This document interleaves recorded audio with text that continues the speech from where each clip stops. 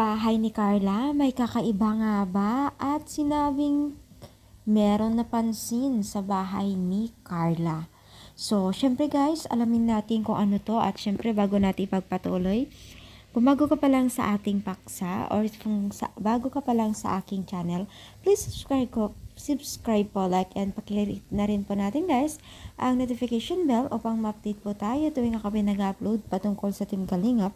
And please support po natin ang buong Team Kalingap, lalong-lalo na po kila Kalingap Rob at Kuya Bal na patuloy na nagbibigay ng saya at tulong po sa mga netizens. Alam niyo ba guys na itong si Carla ay isa rin po sa mga napansin ng netizens sa pabahay po na ibinigay ng Team Kalingap, ay isa sa mga pinakamalaki din at kakaiba guys. So kung makikita po natin ay iba talaga yung style niya at talagang hindi pabahay kundi bonggang bahay na talaga.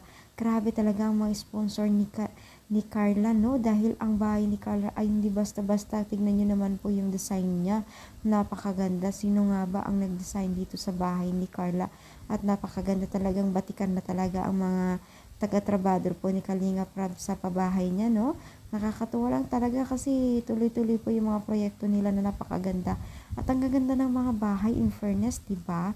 So, marami mo talaga nakakapansin yan sa mga charity talaga. Isa siya talaga pinakamagandang pabahay na binibigay. Siyempre, dami po kasing hiling po ng sponsor. Kaya naman po, hindi naman po nagpapabigo itong si Kalingap Rob. Kaya na binibigay niya lahat ng gusto ng mga sponsor para sa mga beneficiaries sa abot ng makakaya ng pinansyal, no?